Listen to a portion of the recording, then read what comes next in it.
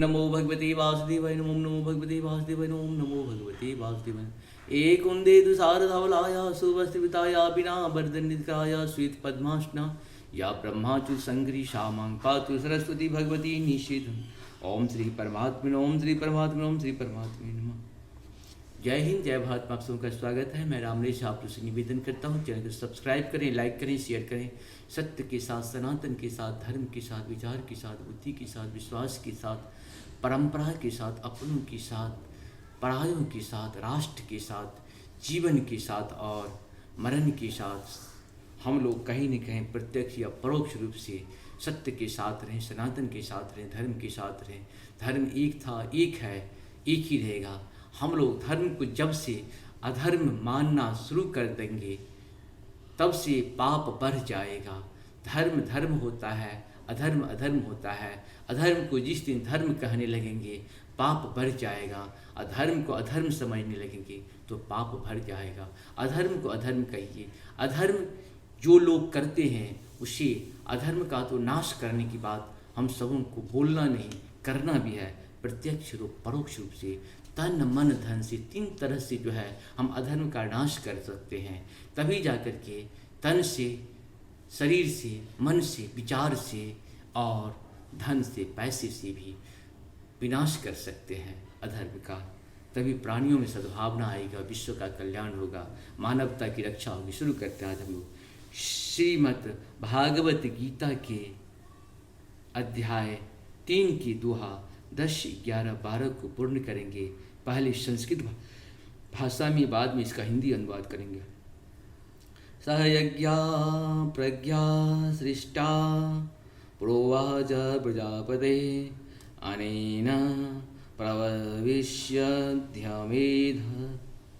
वो अस्तित्वाष्टकामधुकः। अर्थात सृष्टि की प्रारंभ में समस्त प्राणियों के स्वामी प्रजापति ने विष्णु के लिए यज्ञ सहित मनुष्यों तथा देवताओं की संतियों को रचा और उनसे कहा, तुम इस यज्ञ से सुखी रहो, क्योंकि इसके करने से तुम्हें सुखपूर्वक रहने तथा मुक्ति प्राप्त करने के लिए समस्त वांछित वस्तुएं प्राप्त हो सकेंगे। देवांधभाव यथानेन ते देवा भवन्तु परस्परः भावयन्तः श्रेयः परम वाप्स्यथ।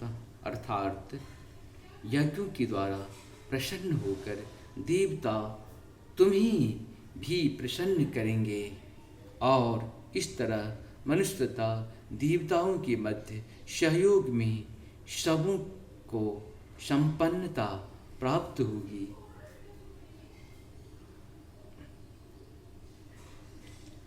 इष्टान भोगानि वो देवा दास्यन्ते यज्ञभाविता तर्दत्रान् प्रदायेभ्यो यो भुङ्गेस्तेन एव सः। अर्थात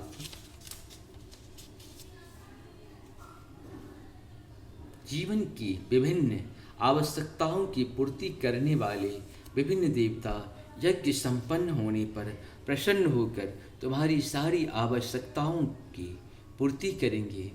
किंतु जो इन उपहारों को देवताओं को अर्पित किए बिना भोगता है वह निश्चित रूप से चोर है। इस प्रकार से हम लोगों का 10, 11, 12 तीसरा अध्याय का पूर्ण हुआ। सबों को बहुत बहुत धन्यवाद। श्री हरि का ध्यान करें, अपने कर्म को करते रहें। भगवान ने हमें अगर कर्म ना मिले तो अकर्म ना करें, बेगारी करें। बेगारी हम लोग की कहावत है, जो बैठे से बेगारी भला। बैठे अगर हैं तो कुछ बेगारी करिए। आप सबको बहुत बहुत धन्यवाद। जय श्री नारायण शिव।